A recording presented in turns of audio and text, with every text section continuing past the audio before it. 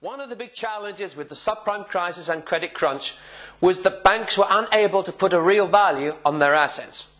And one of the reasons for that was it was difficult for them to know what the assets were and what the liabilities were, because the balance sheets, what were on their balance sheets, were pieces of paper which turned out to be often worth a lot less than they thought. But one of the reasons why it was so difficult to value these stuff was another reason. The so-called marking-to-market requirement. What is that? What it means is that a bank had to decide on a day-by-day basis what the value of its assets actually are and what the value of its liabilities are, which sounds great in practice. But the reality can be rather different. And the reason is this. If you are marking to market, that relies on there being a market present. If there's a particular crisis in a section of the economy, and that market essentially ceases for a day or an hour or a week or a month, how can you put a market value on the asset that you have?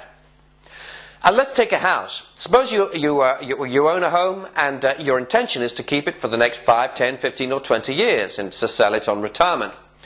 Now, you could take a view about what it's worth today, and if the market for mortgages was to completely freeze up so that it would be almost suicidal to sell a property today, you would never auction it today. You might hold off for a week or a month or 3 months until the market has come back to some sense of order. But no such luck for the bank. If the bank is operating with a strict mark-to-market requirement, then the bank will have to take a view.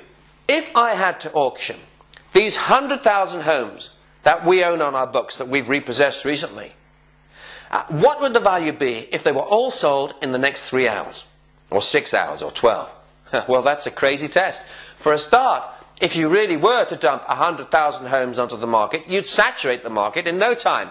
So you'd see an artificially low price at that moment. But if you do mark the price down that low, suddenly the bank doesn't have enough assets on its books and is out of capital and has to raise more money almost immediately, or it has to cease trading.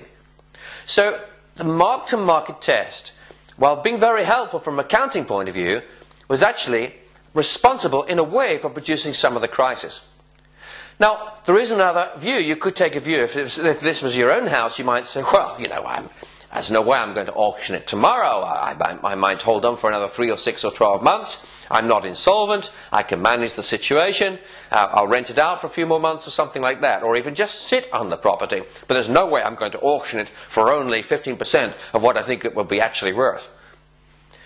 And so an individual would take a longer term view. An individual might say, well, you know, even if we take a view that the market has fallen 20-25% and then add another 10 or 15% on for good measure, then I'd mark it down to say 50% of its value if I had to sell it in the next 3 months. There's no way I'm going to mark it down to only 25% of its value. That would be absolutely absurd. So an owner would take a common sense view. Now the trouble is, banks used to be allowed to do that, just that.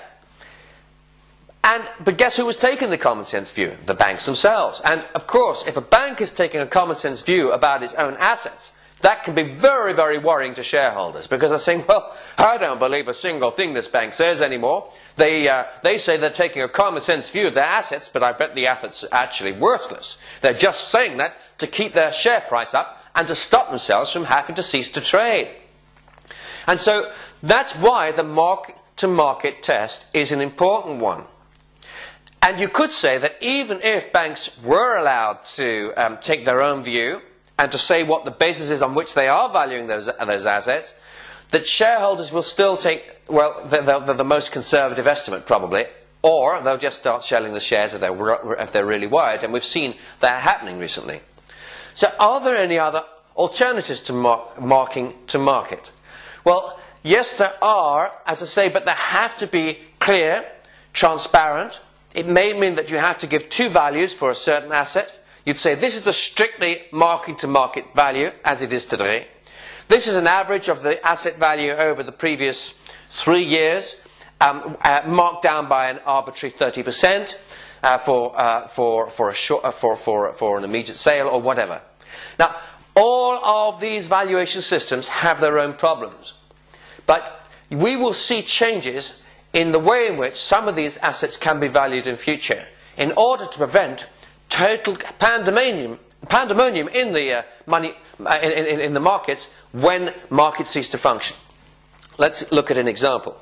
Suppose we have a situation which we have had more or less in the last few weeks, as I'm speaking now to you in October 2008. Suppose we actually had a situation where the mortgage market just freezes out.